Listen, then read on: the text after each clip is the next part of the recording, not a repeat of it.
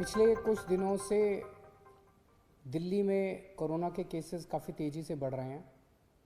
देश भर में कोरोना के केसेस तेज़ी से बढ़ रहे हैं और दिल्ली में भी पिछले कुछ दिनों से कोरोना के केसेस बढ़ रहे हैं।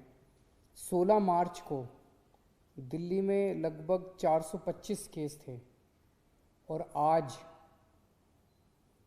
कल की रिपोर्ट अभी थोड़ी देर में अभी जारी होने वाली है। उसमें आज जो रिपोर्ट जारी होगी उसमें 3,583 केसेस हैं, 3,583 केसेस हैं। एक तरह से दिल्ली, जैसा मैंने हमेशा कहा है कि दिल्ली ने सबसे ज़्यादा मुश्किल कोरोना की स्थिति को एनकाउंटर किया है। दिल्ली के लिए ये चौथी वेव है, देश के लिए ये दूसरी वेव हो सकती है, लेकिन दिल्ली के लिए ये चौथी वेव है, चौथी पीक हम लोग एनकाउंटर कर रहे हैं। लेकिन ये वाली पीक में जो देखने को मिला है कि एक्सपोनेंशियली इंक्रीज़ हो रहा, बहुत तेज़ी से केसेस दिन ब दिन इतनी तेज़ी के साथ केसेस बढ़ते जा रहे हैं।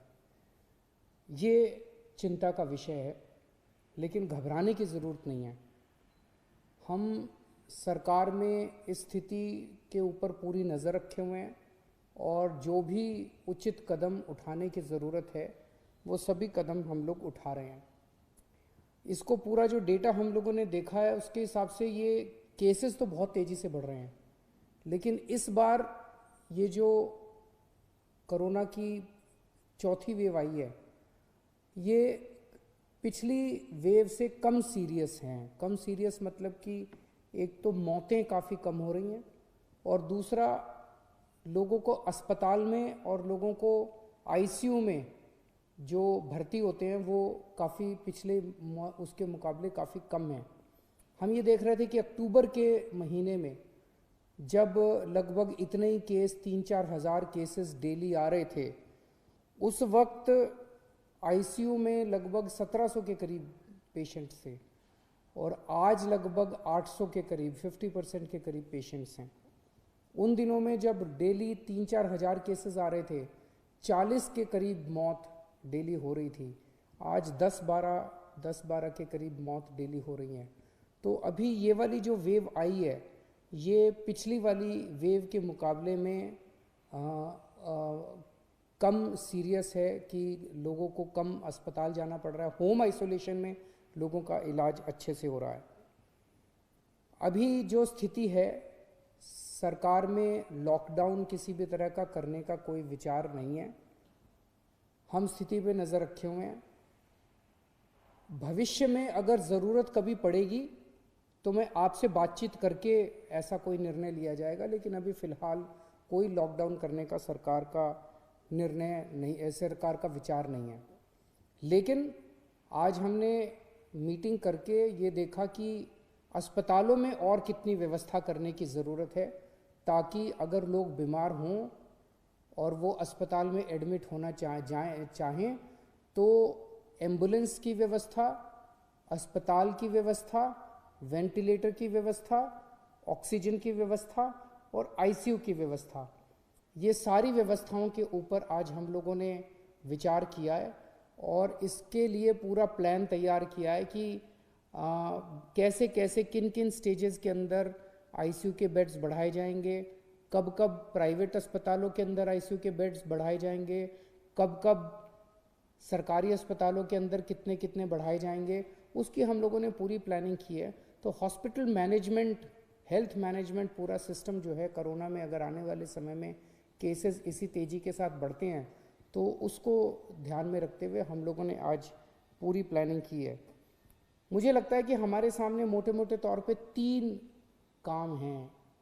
एक, इसको फैलने से किस तरह से रोका जाए, जिसमें हम हमेशा कहते हैं टेस्ट, ट्रेसिंग एंड आइसोलेशन। उसको बहुत एग्रेसिवली अब किया जा रहा है और जहाँ जहाँ कंटेनमेंट जोन्स बनाने की ज़रूरत है वहाँ कंटेनमेंट जोन्स बनाए जाएंगे और इसको फैलने से रोकने की कोशिश की जाएगी। लेकिन इसमें सरकार का रोल तो शायद बहुत कम है। सबसे बड़ा रोल जनता का है, सबसे बड़ा रोल आपका है। हम दिल्ली वालों ने पिछली 3 पीक्स को कितनी खूबसूरती के साथ टैकल किया और हम कामयाब हुए। मैं आज आपसे सबसे हाथ जोड़ के प्रार्थना करता हूँ कि फिर से वापस मास्क पहनना चालू कर दीजिए। इसको मास्क को यही एक चीज़ है, मास्क पहनना, सोशल डिस्टेंसिंग और अपने हाथ लगातार धोना। ये अगर हम करेंगे तो इसको फैलने से रोक सकते हैं। दूसरी चीज़ है हॉस्पिटल मैनेजमेंट की। अगर हम बीमार हो जाएं तो हमारे लिए उचित हॉस्पिटल में जगह होनी चाहिए, हमारे अच्छा इलाज होना चाहिए। उसके ऊपर सरकार उचित कदम उठा रही है। और तीसरा है वैक्सीनेशन। वैक्सीनेशन के ऊपर सरकार पूरा ध्यान दे रही है। हमें लगता है कि जितना ज़्यादा वैक्सीनेशन किया जाएगा उतना ज़्यादा इस बीमारी पे काबू पाया जा सकता है। हमें खुशी है कि केंद्र सरकार ने 1 अप्रैल से 45 साल से ऊपर की उम्र वालों के वैक्सीनेशन की इजाज़त दे दी है।